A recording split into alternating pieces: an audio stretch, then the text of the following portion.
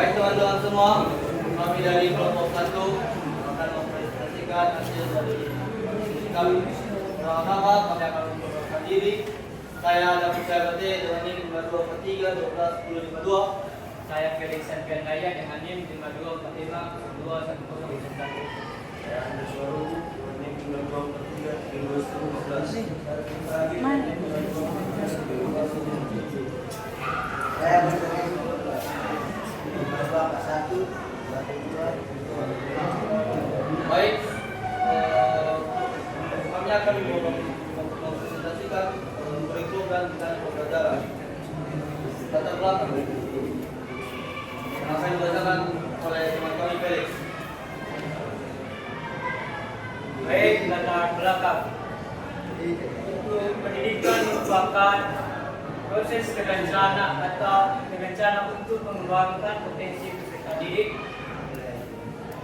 Kedua, kurikulum berfungsi sebagai panduan utama atau arah pendidikan, sedangkan rencana pembelajaran adalah strategi pelaksanaannya di kelas. Ketiga, tanpa rencana yang matang, proses belajar cenderung tidak efektif dan sulit mencapai tujuan. Pengertian kurikulum menurut Undang-Undang Nomor 20 Tahun 2003 tentang Sistem Pendidikan Nasional Kurikulum. Sedangkan rencana dan pengaturan mengenai tujuan, isi dan bahan pelajaran serta cara yang digunakan sebagai pedoman penyelenggaraan kegiatan pembelajaran. Artinya, kurikulum tidak hanya berisi materi pelajaran, tetapi juga tujuan, strategi, dan evaluasi pembelajaran. Kita dilanjutkan kawan kami di Tegas. Tujuan dan fungsi kurikulum. Tujuan kurikulum untuk mengembangkan potensi peserta didik agar menjadi manusia beriman, berilmu, kreatif dan bertanggung jawab. Fungsi kurikulum pertama sebagai pedoman bagi guru dan pengajar. Kedua sebagai evaluasi sisi belajar. Tiga sebagai alat seleksi dan pengembangan potensi siswa. Empat sebagai pedoman penyusunan rencana pembelajaran. Komponen kurikulum pertama tujuan, itu arah yang ingin dicapai dalam pembelajaran. Kedua isi atau materi, itu pengetahuan, nilai dan keterampilan yang diajarkan. Tiga strategi pembelajaran, itu pendekatan, metode dan teknik mengajar. Keempat evaluasi, itu alat untuk mengukur pencapaian tujuan. Kelima peserta didik, itu pusat dari seluruh kegiatan pembelajaran. Jenis dan evolusi kurikulum di Indonesia. Pertama, kurikulum 2006 fleksibel, berbasis kompetisi sekolah. Kedua, kurikulum 2013 itu menekankan sikap, pengetahuan dan keterampilan. Yang ketiga, kurikulum merdeka itu berbasis proyek dan belajar Pancasila. Keempat, perubahan kurikulum dilakukan untuk menyesuaikan dengan tantangan zaman. Sesuai dengan hidup dan masyarakat. Kedua, fleksibilitas dapat disesuaikan dengan konteks lokal. Ketiga, kontinuitas diharuskan dari satu dari sebelum. Keempat, efektivitas dan efisiensi. Pencapaian hasil maksimal dengan sumber terbatas. Kelima, berorientasi pada objektif dan karakter. Kemudian rencana pembelajaran. Rencana pembelajaran (RPP) atau belajar adalah pedoman nasional dan individu dan pelaksanaan pembelajaran agar sesuai dengan kurikulum utama. Disusun berdasarkan capaian pembelajaran dan kompetensi dasar yang didapat dalam kurikulum.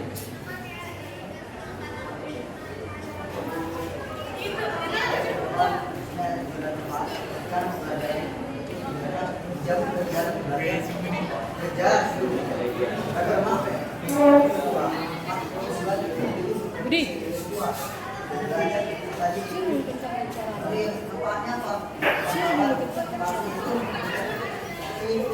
Pembelajaran.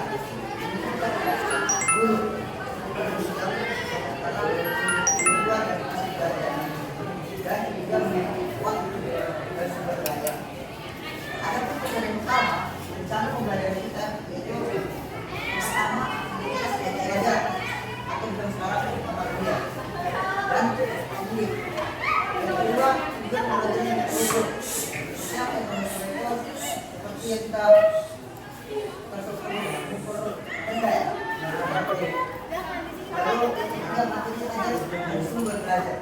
Dari mana pelajaran ini? Kita tahu dari mana sumbernya. Baik dari strategi atau metode pembelajaran. Sekarang kita naik pelajaran untuk evaluasi hasil belajar. Itu gimana kita belajar? Kita harus tahu. Lalu yang kelima ada media dan alat belajar. Kita menulis, enak itu lagi pada. Lalu kita evaluasi hasil belajar. Itu yang kita ada sekarang. Adapun langkah penyusunan KTP atau yang ada itu yang pertama menganalisa pencapaian pembelajaran, yang kedua menentukan tujuan dan indikator durasi, yang ketiga merancang aktivitas belajar seperti pendahuluan, inti, dan penutup. Yang keempat ada menentukan metode dan media pembelajaran. Yang kelima menyusun penilaian formatif dan formatif. Hubungan kurikulum dan rencana pembelajaran. Struktur kurikulum nasional terdiri dari 4, yaitu struktur standar, aspek panduan, tujuan strategis, fokus capaian. Pertama, struktur standar. Hasil yang diharapkan dari sistem pendidikan. Kedua, aspek panduan.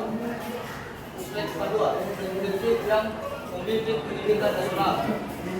Sifat strategis, pendekatan makro untuk perencanaan pendidikan. Fokus capaian, tujuan utama untuk mengembangkan kompetensi siswa. Komponen rencana pembelajaran, pelaksanaan pembelajaran, panduan teknis guru, sifat operasional dari sekolah, fokus proses belajar. Contoh implementasi. Contoh mata pelajaran mulai September 9, TPI dan perubahannya. Pertama, tujuan. Peserta didik mampu menjelaskan perubahan bentuk penyakit. Kedua, metode. Eksperimen sederhana. Motor mini dari baterai. 3, media. Kit science, video pembelajaran. 4, evaluasi. Laporan praktikum, refleksi siswa. Tantangan dan solusi. Tantangan, ketimpangan sarana antar sekolah, adaptasi guru terhadap kurikulum baru, motivasi belajar peserta didik menurun. Solusi, pertama, pelatihan dan pendampingan guru. Kedua, pemanfaatan teknologi pembelajaran digital. 3, inovasi media dan pendekatan kontekstual. Kesimpulan, kurikulum dan rencana pembelajaran adalah dua komponen utama sistem pendidikan yang saling berkaitan. Kurikulum menjadi kerangka besar arah pendidikan, sedangkan rencana pembelajaran adalah implementasinya dalam proses belajar. Kedua harus terintegrasi, adaptif, dan berorientasi pada peserta didik dengan guru yang berkompeten dan perencanaan yang matang. Tujuan pendidikan nasional akan tercapai. Baik, sekian dari materi kami.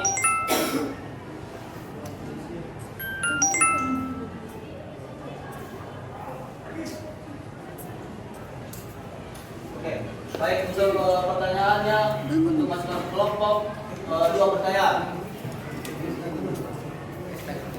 Bentar, weh.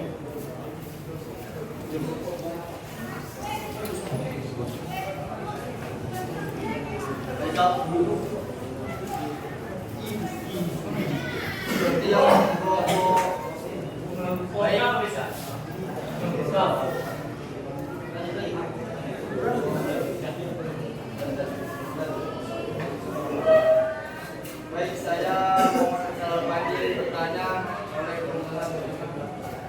Tadi ada dibahas bahwa kurikulum menjadi kerangka besar bagi bangsa. Pertanyaan saya, bagaimana tujuan? Baik, kami akan menjawab pertanyaan dari teman kami dijawab oleh Budi.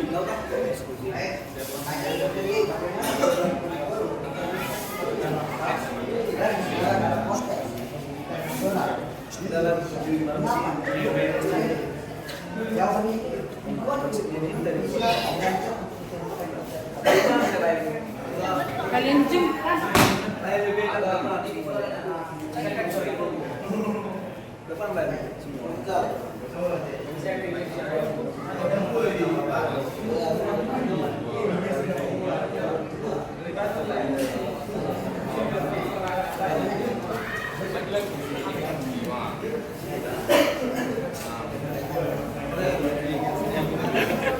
Bagaimana tujuan kurikulum mencerminkan cita-cita bangsa dan negara dalam konteks pendidikan nasional ini?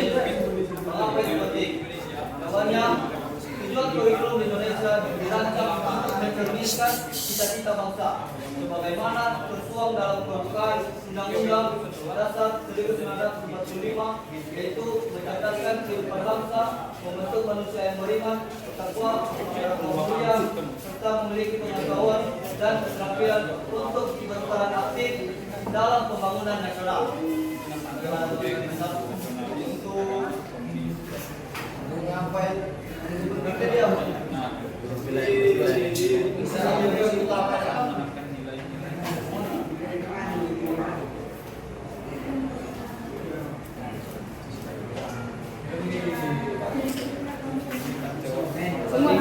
agar pendidikan tidak sekedar mengajarkan individu yang pintar, tetapi juga bermoral dan berjiwa kebangsaan.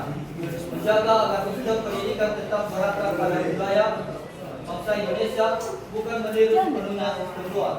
Membentuk penerus yang memiliki visi nasionalisme dan tanggung jawab sosial terhadap kemajuan bangsa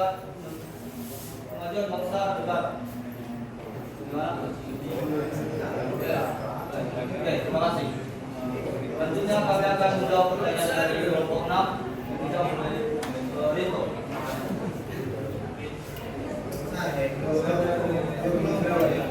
Pertanyaan ini menjelaskan dampak bila kurikulum dan rencana pembelajaran secara sinkron dan pelaksanaan. Namanya, ketidaksinkronan antara kurikulum dan rencana pembelajaran dapat menimbulkan berbagai dampak negatif terhadap proses dan hasil pendidikan antara lain. Yang pertama, tujuan pembelajaran tidak tercapai. Yang kedua, guru dan siswa bingung. Yang ketiga, penilaian tidak relevan. Dari keempat itu, kualitas pendidikan menurun. Baik, terima kasih. Baik, sekian dari presentasi kami dari kelompok 1. Jika ada salah kata dalam pemberian materi, mohon dimaafkan. Sekian, terima kasih.